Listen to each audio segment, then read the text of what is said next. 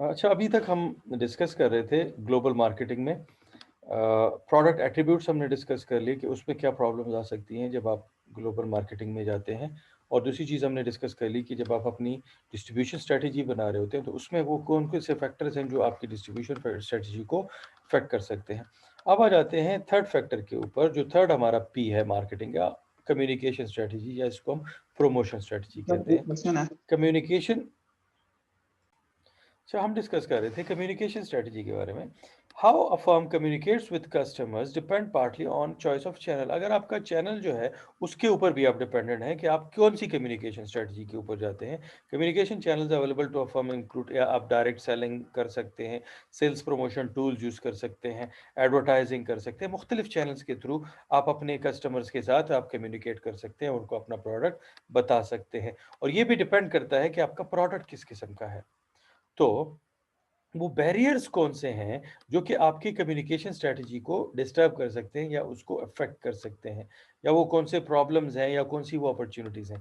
International communication occurs whenever a firm uses a marketing message to sell its product to another country. International communication इसी को कहते हैं। The effectiveness of a firm's international communication can be affected by, आपकी जो international जो communication strategy है वो किन चीज़ों की वजह से डिस्टर्ब हो सकती है। नंबर वन, कल्चरल बैरियर्स की वजह से, source and country of origin effect की वजह से, और नॉइज लेवल की वजह से। आपकी कम्युनिकेशन स्ट्रेटजी जो एक मुल्क में है वो दूसरे मुल्क में आपको चेंज करना पड़ जाएगी due to these three factors. इन तीन फैक्टर्स को डिस्कस कर लेते हैं। फर्स्ट फैक्टर जो हमारे पास है वो कल्चरल बैरियर्स में है। It can be difficult to communicate messages across culture. फर्ज कर लें आपने एक ऐड बनाया हुआ है जो कि बहुत ज़्यादा ही, वो जो अक्सर आपने देखा होगा कि वो जो एक मोबाइल आया था, पता नहीं क्या था उसमें, एक टोटल वो मोबाइल मेरे ख्याल में 1500 का था या कितने का था, लेकिन उसके लिए जो इन्होंने ऐड बनाया था वो कुछ ऐसा था जैसे कि कोई कोई एक्शन फिल्म हो या कोई मूवी बनाई हुई उन्होंने, और बहुत ही तेज किस्म का म्यूजिक होता था। अब ये चीज़ें जो हैं ये दूसरे कल्चर में लोग पसंद नहीं करते, या उनके कल्चर में बहुत सारी चीज़ें ऐसी हैं जो हम अपने कल्चर में अगर उनके ऐड वगैरह चलाएँगे तो हम अपनी फैमिली के साथ शायद वो चीज़ें नहीं देख सकेंगे। वो हमारे लिए मुश्किल होगा क्योंकि हमारा कल्चर कुछ और है, हमारा रिलिजन कुछ और है। A message that means one thing in one country may mean something quite different in another country। जो आप मैसेज देना चाह रहे हैं वो कल्चरल डिफरेंसेस के साथ आपका मैसेज ही, उसके मीनिंग ही कुछ और बदल जाते हैं जब आप किसी और कंट्री में जाते हैं। उस वो लोग जो है उसको किसी और तरीके से इंटरप्रेट करना शुरू कर देते हैं किसी और कंट्री में, due to cultural differences. To overcome cultural barriers, firm need to develop cross cultural literacy। आपको पता होना चाहिए कि उस कल्चर में इस चीज़ का मतलब क्या है, उस कल्चर में इस चीज़ का मतलब क्या है। तभी आप अपना मैसेज जो है वो सही तरीके से दे सकेंगे और अपने कल्चरल बैरियर्स को मिनिमाइज कर सकेंगे। And use local input when developing market messaging. और आप लोकल इनपुट यूज करें बजाय इसके कि पूरी दुनिया के लिए एक ही ऐड बना रहे हैं, और वो ऐड आपने अमेरिका के लिए बनाया था और जब वो पाकिस्तान में जाता है या सऊदी अरब में जाता है तो लोग आपके पीछे फिर स्ट्राइक्स करना शुरू कर देते हैं। ऐसा नहीं करेंगे। आप क्या करें, उन मैसेजेस को लोकलाइज करें, या एक ऐसा मैसेजेस दें, ऐसा मैसेज दें जो आप पूरी दुनिया में दे सकते हैं और सब लोग उसको देख लें और उसमें कोई प्रॉब्लम ना हो, उसको गलत तरीके से इंटरप्रेट ना कर लें। जो दूसरा फैक्टर है वो हमारे पास source and country of origin effect. जो आप मैसेज दे रहे हैं उसके ऊपर उसका सोर्स कौन सा है, कौन ये मैसेज दे रहा है, उसका भी एक इम्पैक्ट होता है। Source effect occur when the receiver of the message evaluates the message on the basis of status और इमेज ऑफ द सेंडर, कि वो कंपनी कौन सी है। वो जो मैसेज दे रही है वो एक अमेरिकन कंपनी है, एक जापानीज कंपनी है, एक इंडियन कंपनी है, एक मलेशियन है, इंडोनेशियन है, या चाइनीज है, कौन वो मैसेज दे रहा है। तो उसका भी एक रोल होता है उस कंज्यूमर या जो आपका रिसीवर होता है उसके जहन बनाने में। Firms can counter negative source effects by de-emphasizing their foreign origin। क्या करते हैं, यहाँ पे मेरा एक दोस्त है वो टायरों का कारोबार करता है। वो क्या कर रहा है, वो कहता है कि अगर उसके पास एक टायर है, वो जो टायर है वो बन रहा है इंडिया में।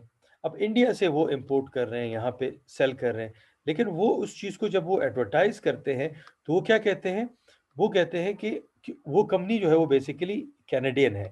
तो वो क्या करता है, वो कहता है लोगों को ये कनाडा का टायर है। अगर इंडिया का नाम बीच में आ गया तो हो सकता है कि लोग इसको ना खरीदें। या इसकी और एग्जांपल मैं आपको दे रहा हूँ, ये जो एमजी गाड़ी आजकल मार्केट में आई हुई है, जो जावेद अफरीदी ने जो उसका लाइसेंस लिया हुआ है, वो जो गाड़ी है वो बेसिकली चाइना की है। लेकिन चूंकि हमारे जहनों में चाइना के बारे में एक वो बना हुआ है कि चाइनीज चीजें जो है वो डिस्पोजेबल होती है, तो वो क्या कर रहे हैं, वो इंग्लैंड का नाम यूज कर रहे हैं कि एमजी कंपनी जो है वो इंग्लैंड की है। तो वो क्या कर रहा है, वो source and country of origin effect create कर रहा है कि सोर्स हमारा कहाँ से है, यूरोप से है, इंग्लैंड से है। और हमारे जहनों में बात बनी हुई है कि इंग्लैंड की चीज़ें क्वालिटी होती हैं, हालांकि वो प्रोडक्ट जो है वो चाइना से आ रहा है। एमजी गाड़ी, आप अपने जहन में ये क्लियर कर लेंगे, एमजी जो है उसकी सारी मैन्युफैक्चरिंग, जो भी प्रोडक्ट उसके बन रहे हैं, हाँ, जो कंपनी का ओरिजिन है वो इंग्लैंड से ज़रूर है, ब्रिटिश है, लेकिन उसकी जो प्रोडक्शन हो रही है, सारा कुछ हो रहा है वो चाइना में ही हो रहा है। Country of origin effects refer to the extent to which the place of manufacturing influences the product evaluation। जो मैंने आपको एग्जांपल दे दी कि चाइना का प्रोडक्ट है, अच्छा, हमारे जहन में ये बात बन जाती है ये तो कोई डिस्पोजेबल प्रोडक्ट होगा, हो सकता है कि बहुत अच्छा हो, अच्छा जी ये जापानीज है तो ये बहुत अच्छा प्रोडक्ट होगा। Source and country of origin effect इस चीज को कहते हैं। फिर हमारे पास जो थर्ड फैक्टर है बैरियर्स टू इंटरनेशनल कम्युनिकेशन में, वो नॉइज लेवल है कि जहां पे आप अपना मैसेज दे रहे हैं, फर्ज कर लें आप पाकिस्तान में हैं और एक गाड़ी जो है उसके लिए आप कम्युनिकेट करना चाहते हैं लोगों के पास, तो आप देखिए, फर्ज कर लें आप जाना चाह रहे हैं एडवर्टाइजमेंट के ऊपर, आप ऐड दे रहे हैं, तो आपने ये चीज़ भी देखनी है कि अगर आप जिस इंडस्ट्री में हैं, फर्ज कर लें ऑटोमोबाइल में हैं, तो आपके जो कंपेटिटर्स हैं वो कितने हैं और उनकी तरफ से एडवर्टाइजमेंट्स कितनी आ रही हैं। तो फ़र्ज़ कर लें आप पाकिस्तान में आ गए, तो आपके कंपेटिटर्स जो हैं शायद हमारे मुल्क में 4 या 5 जो हैं, अभी जो रिसेंट डेवलपमेंट्स के बाद 5 या 6 जो हैं वो आपके वो हो सकते हैं, कंपेटिटर्स हो सकते हैं, और उन्हीं की एडवर्टाइजमेंट्स आएँगी। इस चीज़ को कहते हैं नॉइज़ लेवल, कि कितने लोग अपना मैसेज, आपके जो प्रॉस्पेक्ट कस्टमर्स हैं जो आपका प्रोडक्ट यूज़ कर सकते हैं, कितने लोग उनको मैसेजेस दे रहे हैं, कितने एडवर्टाइजमेंट्स आ रही हैं आपके कंपेटिटर्स की तरफ से। इस चीज़ को कहते हैं नॉइज़ लेवल। उसको भी आपने देखना है कि जिस कंट्री में आप जा रहे हैं, अगर नॉइज़ लेवल ज़्यादा है तो आप फिर एग्रेसिव एडवर्टाइजमेंट की तरफ जाएंगे। जैसे अगर आप इंडिया में जाएं, तो इंडिया में लोगों के पास ऑप्शन ज़्यादा मौजूद है। इंडिया में मेरे ख्याल में जो अक्सर वो न्यूज़ में आ जाता है, कहीं पे गूगल पे नज़र आ जाता है, तो वहाँ पे ऑटोमोबाइल इंडस्ट्री में पता नहीं 20-25 मेन प्लेयर्स हैं। वहाँ पे निसान भी है, वहाँ पे रेनॉल्ट वाले भी हैं, वहाँ पे टेस्ला वाले भी हैं, वहाँ पे टोयोटा वाले भी हैं, वहाँ पे मारुति वाले भी हैं, वहाँ पे पता नहीं क्या-क्या चीज़ें हैं। लेकिन हमारे यहाँ इतना ज़्यादा नॉइज़ लेवल नहीं है। Noise level refers to the amount of other messages competed for the potential consumers attention। आपका जो कंपेटिटर है, उनकी तरफ से कितने मैसेजेस आ रहे हैं। इन highly developed countries noise is very high, ज्यादा नॉइज होता है वहां पे, फिर आपने टफ कंपटीशन लेना है। In developing countries noise level tend to be lower. हमारे यहाँ नॉइज लेवल्स कम होते हैं, तो वहां पे आपके पास जगह बन सकती है, आप एग्रेसिव एडवर्टाइजमेंट थोड़ी सी भी कर लें तो जगह बन सकती है। फिर इसके बाद हमने ये डिसाइड करना है कम्युनिकेशन स्ट्रेटजी में, आप लोगों ने मार्केटिंग में पढ़ा होगा पुश और पुल स्ट्रेटजी, कि हमने पुश स्ट्रेटजी की तरफ जाना है या पुल स्ट्रेटजी की तरफ जाना है, क्योंकि ये कम्युनिकेशन टूल्स हैं। पुश स्ट्रेटजी इसको कहते हैं कि जब आप डायरेक्ट सेलिंग करते हैं, अपना प्रोडक्ट जो है वो डायरेक्टली अपने कस्टमर के पास लेके जाते हैं और उसको डायरेक्टली सेल करते हैं। और पुल स्ट्रेटजी ये है कि आप मास मीडिया यूज करते हैं। पुश स्ट्रेटजी में क्या है कि आप डायरेक्ट सेलिंग यूज करते हैं, अपना प्रोडक्ट खुद लेके जाते हैं कस्टमर के पास, कस्टमर से बात करते हैं। जैसे बहुत सारे प्रोडक्ट्स आपने देखे होंगे, आपकी कोई कंपनी है, आपके पास ये जो मशीन मैन्युफैक्चरिंग वाले होते हैं, जिन जो कंपनीज मशीनें बना रही होती हैं, वो खुद आते हैं, आपसे मीटिंग्स करते हैं और आपको अपना प्रोडक्ट सेल करते हैं। आपने कभी नहीं देखा होगा कि कैटरपिलर कंपनी वाले जो हैं वो अपने एक्सकेवेटर्स जो हैं वो कहीं टीवी पे एडवर्टाइज कर रहे हैं, ऐसा नहीं करते। वो डायरेक्टली जाते हैं और उन कंपनीज वालों के साथ बात करते हैं। इस चीज को कहते हैं push strategy.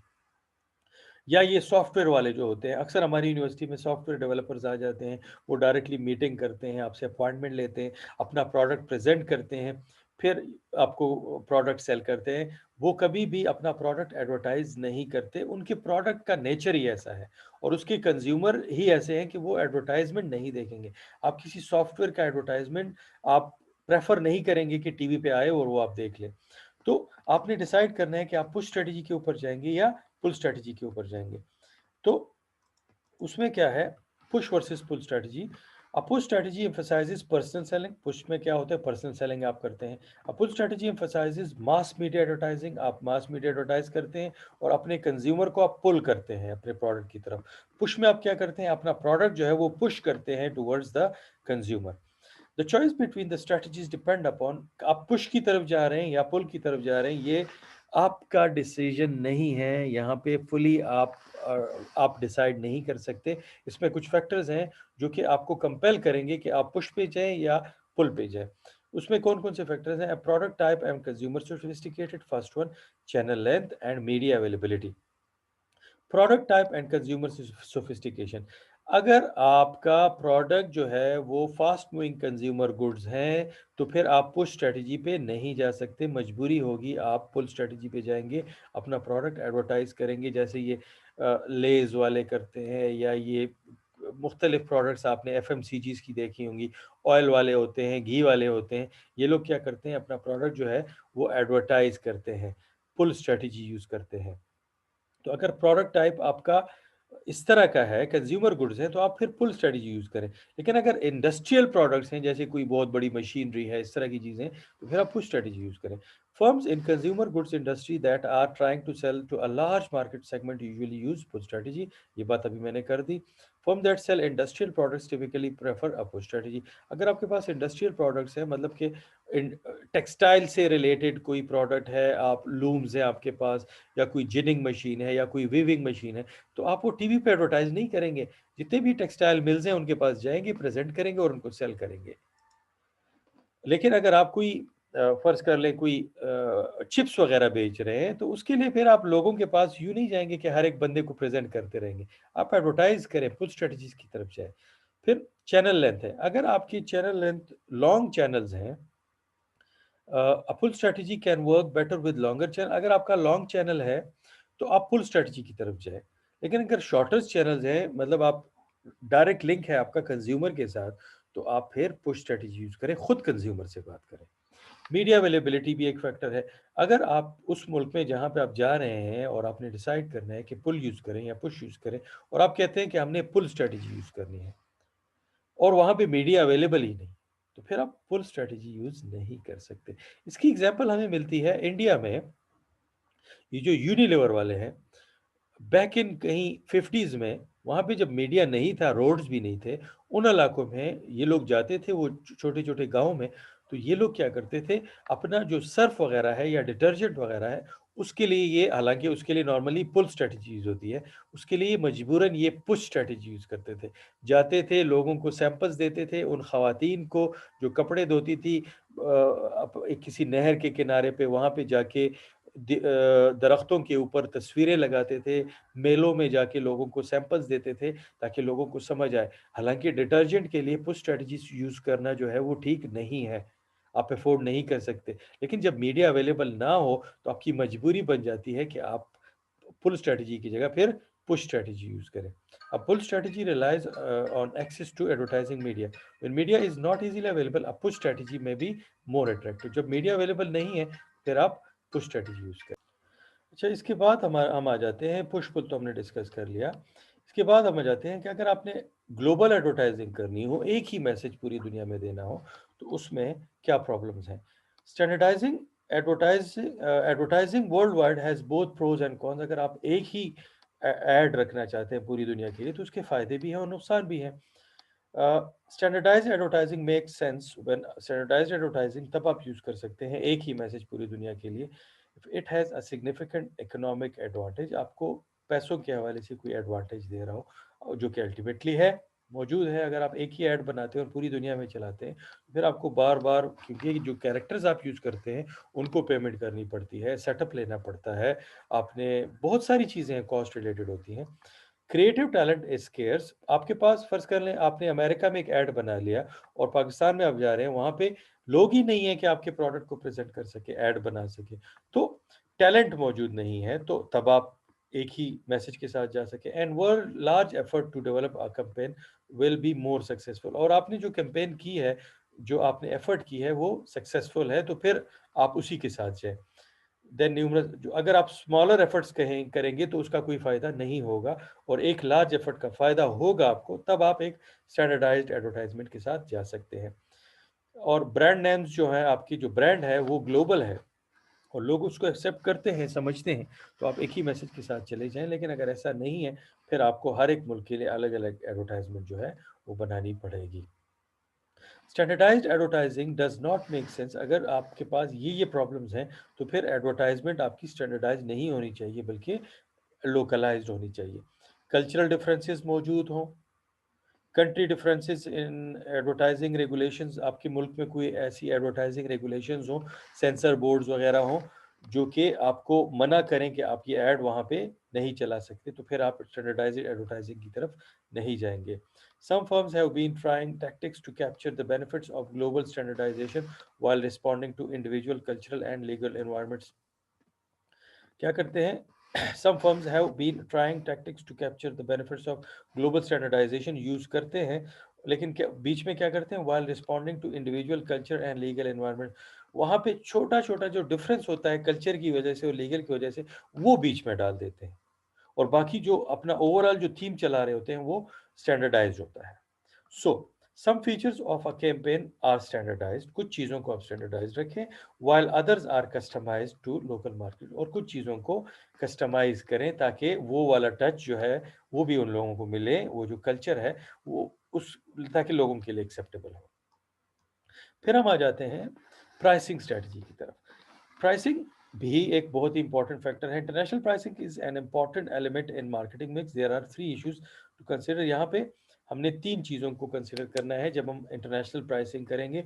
Number 1, price discrimination को हमने डिस्कस करना है, उसको भी देखना है, स्ट्रेटेजिक प्राइसिंग को देखना है, और रेगुलेशंस के, कि जहाँ पे आप प्राइसिंग करने जा रहे हैं जिस मुल्क में, वहाँ पे गवर्नमेंट की तरफ से क्या रेगुलेशंस हैं प्राइसिंग के हवाले से। तो पहली चीज़ हम डिस्कस कर लेते हैं कि प्राइस डिस्क्रिमिनेशन स्ट्रेटजी अगर आप यूज़ करते हैं। प्राइस डिस्क्रिमिनेशन में क्या होता है? Price discrimination occurs when firms charge consumer in different countries different prices. एक ही प्रोडक्ट है, एक कंट्री में आप एक प्राइस चार्ज कर रहे हैं, दूसरी कंट्री में दूसरा प्रोडक्ट प्राइस चार्ज कर रहे हैं, डिपेंडिंग अपॉन कि वहाँ पे लोग जो हैं वो कितने प्राइस कॉन्शियस हैं। अगर प्राइस कॉन्शियस नहीं है तो वहाँ पे ज़्यादा चार्ज कर लें, अगर प्राइस कॉन्शियस हैं तो आप कम चार्ज कर लें। मतलब आप इस तरह की डिस्क्रिमिनेशन करते हैं। Firm using price discrimination hope it will boost profits, उनके प्रॉफिट्स मिल जाते हैं। मतलब अगर अमेरिका में फ़र्ज़ कर लें लोग प्राइस कॉन्शियस नहीं है तो ज़्यादा चार्ज कर लें, तो आपका प्रॉफिट वहाँ से निकल आएगा। दूसरी जगह पे जो आप कम प्राइस दे रहे हैं, वहाँ पे जो आपका लॉस आ रहा है या प्रॉफिट कम आ रहा है, वो वहाँ से कवर कर लें। For price discrimination to work, the firm must be able to keep national market separate। मतलब वो जो मार्केट्स है उनको सेपरेट रख सकते हैं कि ऐसा ना हो कि एक जगह पे, मतलब वो आर्बिट्रेज वाली अपॉर्चुनिटीज ना क्रिएट हो कि लोग कहेंगे यहाँ पे सस्ता है यहाँ से खरीदो, जहाँ पे महंगा है वहाँ पे बेचो। ऐसा नहीं होना चाहिए, फिर चीज़ें आपके कंट्रोल में हो। डिफरेंट प्राइस इलास्टिसिटीज ऑफ डिमांड, मतलब लोगों की प्राइस कॉन्शियस या प्राइस इलास्टिसिटी जो है वो डिफरेंट कंट्रीज में डिफरेंट हो, must exist in different countries. फिर जो दूसरी हमारे पास चीज़ आ जाती है वो स्ट्रेटेजिक प्राइसिंग है। Strategic pricing has 3 aspects, 3 aspects हैं इसके। प्रेडेटरी प्राइसिंग, मतलब जब आप स्ट्रेटेजिक प्राइसिंग यूज़ करते हैं, उसके आपके पास 3 स्ट्रेटजीज बन सकती हैं। प्रेडेटरी प्राइसिंग आप यूज़ कर लें, मल्टी पॉइंट प्राइसिंग आप यूज़ कर लें, या एक्सपीरियंस कर्व प्राइसिंग यूज़ कर लें।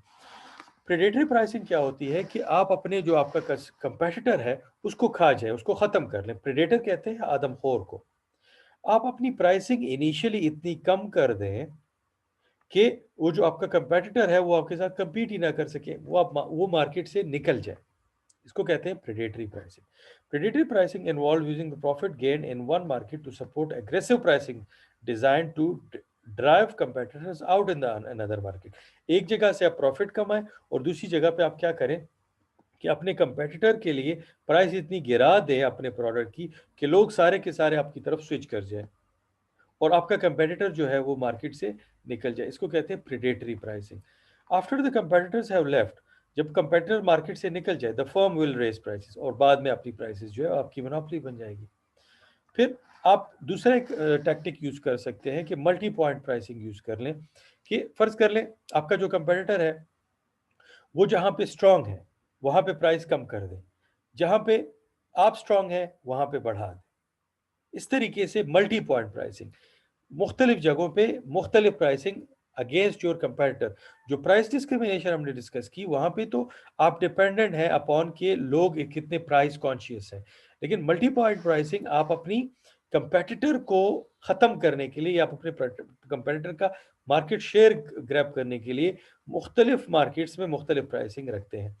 Multi-point pricing refers to the fact that a firm's pricing strategy in one market may have an impact on a rival's pricing strategy in another market। जो आपका rival है उसकी pricing strategy आपका जो home country है वहां पे आप ज्यादा कमा रहे हैं, जो उसकी होम कंट्री है उधर प्राइस गिरा दे ताकि उसका मार्केट शेयर आप ग्रैब कर सके। Aggressive pricing in one market may elicit a competitive response from. लेकिन जब आप एग्रेसिव प्राइसिंग उसकी कंट्री में यूज करेंगे तो वो आपकी कंट्री में भी एग्रेसिव प्राइसिंग यूज करेगा। ये भी आप जहन में रख लें। For managers it is important to centrally monitor pricing decision around the world. आपने देखना है सेंट्रली इस चीज को मॉनिटर करना है कि ऐसे ना हो कि आपके लिए वो जो आपका कंपेटिटर है वो आपके लिए प्रॉब्लम्स क्रिएट करना शुरू कर दे। Aggressive pricing in one market elicit वो तो हमने डिस्कस कर लिया। अच्छा, हमने डिस्कस कर लिया स्ट्रेटेजिक प्राइसिंग में मल्टी पॉइंट प्राइसिंग हमने डिस्कस कर ली और प्रेडेटरी प्राइसिंग हमने डिस्कस कर ली। आप देख लेते हैं एक्सपीरियंस कर्व प्राइसिंग कि एक्सपीरियंस यहाँ पे ये स्लाइड जो थोड़ा सा वो सेट नहीं हुआ, इसको मैं आपको समझा देता हूँ। एक्सपीरियंस कर्व क्या है कि जब आप टाइम के साथ जो आपकी कॉस्ट है, एक्सपीरियंस जब आप जितना गेन करते हैं आपकी जो ओवरऑल कॉस्ट है वो गिर रही होती है, उसकी वजह से आप क्या करते हैं अपनी प्राइसेस जो है वो भी आप कम कर सकते हैं with the passage of time. क्योंकि जब इनिशियली आप एक प्रोडक्ट मैन्युफैक्चर करना चाहते हैं तो आपको मार्केट का इतना पता नहीं होता, रॉ मटेरियल आप महंगा खरीद रहे होते हैं। लेकिन जितना आप मास प्रोडक्शन की तरफ जा रहे होते हैं तो आप एक्सपीरियंस गेन कर रहे होते हैं, जिसकी वजह से आपकी ओवरऑल कॉस्ट जो है वो कम हो रही होती है और आप अपनी प्राइसेस जो है वो भी कम अफोर्ड कर सकते हैं। तो आप मार्केट में अपनी prices with the passage of time कम कर लेते हैं।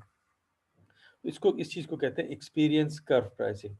फिर इसके बाद हमारे पास जो नेक्स्ट चीज़ है वो है रेगुलेटरी इन्फ्लुएंसेस ऑन प्राइसिंग। आपकी प्राइसिंग आप एक्सपीरियंस कर्व प्राइसिंग यूज कर रहे हैं, आप मल्टी पॉइंट प्राइसिंग यूज कर रहे हैं, आप प्रेडेटरी प्राइसिंग यूज कर रहे हैं, लेकिन साथ में आपने ये भी देखना है कि जहां पे ये आप सारी स्ट्रेटेजीज यूज कर रहे हैं प्राइसिंग की, वहां की गवर्नमेंट आपको कैसे देख रही है, वहां पे रेगुलेटरी इन्फ्लुएंसेस आपके पास आपके ऊपर क्या हो सकते हैं। A firm's ability to set its own prices may be limited by regulatory authorities वहां पे मौजूद होती हैं, गवर्नमेंट मौजूद होती है। एक चीज है कि जब आप फर्ज कर लें डिस्क्रिमिनेटरी प्राइसिंग यूज कर रहे हैं या प्रेडेटरी प्राइसिंग यूज कर रहे हैं तो आपके अगेंस्ट एंटी डंपिंग रेगुलेशंस भी आ सकती हैं। आप डंपिंग में जा रहे हैं, आप क्या कर रहे हैं, प्राइसेस इतनी गिरा रहे हैं कि आपके ऊपर डंपिंग एलिगेशंस लग सकती हैं, तो आप फिर एंटी डंपिंग रेगुलेशंस में आ जाएंगे और आपके ऊपर फाइन भी लग सकते हैं, आप बैन भी हो सकते हैं, आपके पास साथ मुख्तलिफ चीज़ें हो सकती हैं।